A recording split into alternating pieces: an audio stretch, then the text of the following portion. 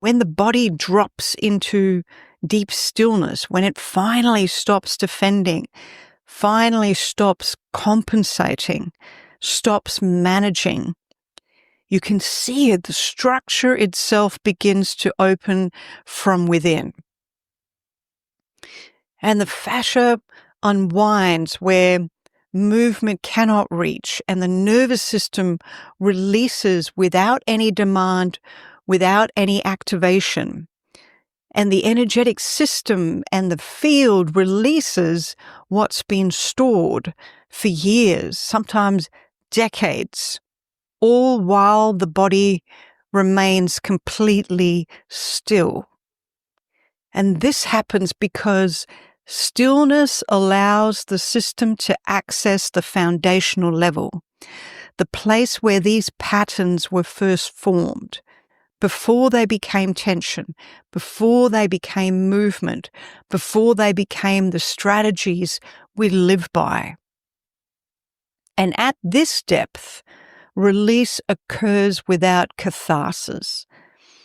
The body doesn't need to move to let go. The nervous system doesn't need to activate to discharge. The structure opens because the system has finally dropped below survival. And at that level, everything held within can release naturally, completely, without force, without a demand on it.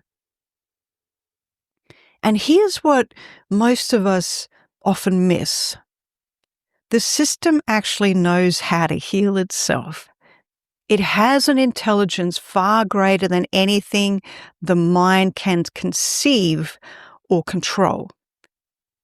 Every attempt to manage the breath, to force release, to direct the healing, to control the body, to tell the whole system to do something, these come from the mind's belief that it knows better than the body, than the system. But the mind only knows what it's learnt. The system knows what it is. When we try to control the process, we keep the system in the same pattern it's been living, the pattern of needing to know, needing to manage, needing to stay safe through vigilance. The body and system cannot reorganize itself while the mind is still commanding it. And the fascia cannot fully release while we're telling it how. The nervous system cannot find its rhythm while we're imposing ours. This is why the techniques are so gentle. They're designed to step out of the way, to create conditions where the system's own intelligence can finally emerge. And when we stop interfering, the body knows exactly what to do. It knows which layers need to release first. It knows how fast or slow the process should be. It knows when to move and when to be still.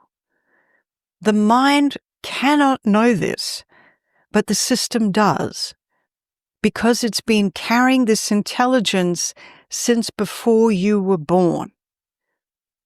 This is what we're learning to trust, that the body's wisdom is infinitely greater than our ideas about healing. That true restoration happens when we finally stop trying to direct it. And yet, even with this intelligence present, we still try to make healing happen faster, often through force, control, and demand. We've been conditioned to believe that release must often hurt, that we need to force the tissue open or break through resistance or push past the edges to create change. And yes, force can create change. The fascia does release. The muscles can release. The tissue does open. People do feel different afterward. But here's the question. Has anything truly resolved? Or has the system simply reorganized its defense?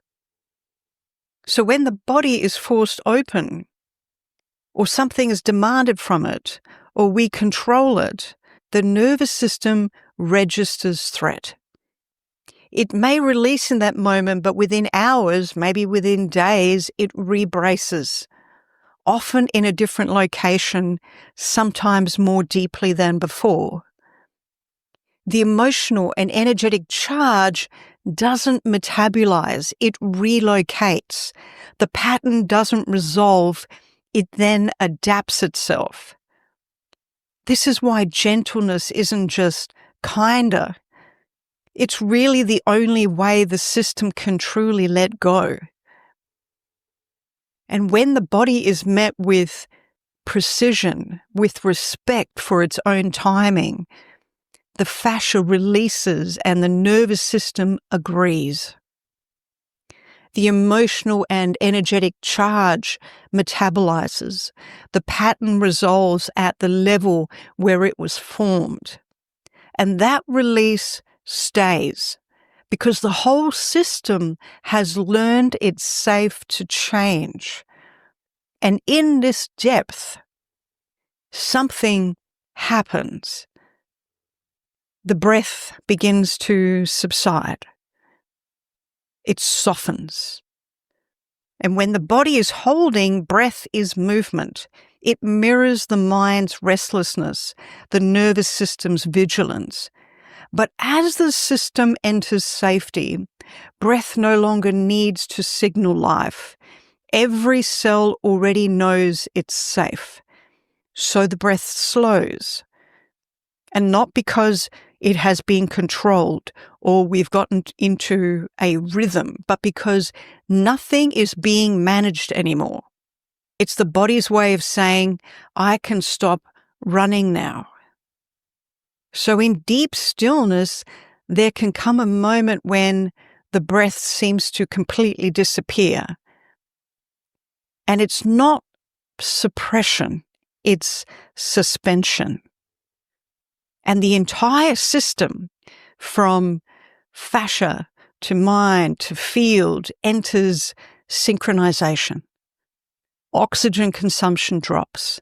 The nervous system moves into deep parasympathetic dominance, a state where regulation, not defense, leads. The electromagnetic field around the body then steadies. And then time feels different, as though everything inside and outside is breathing together.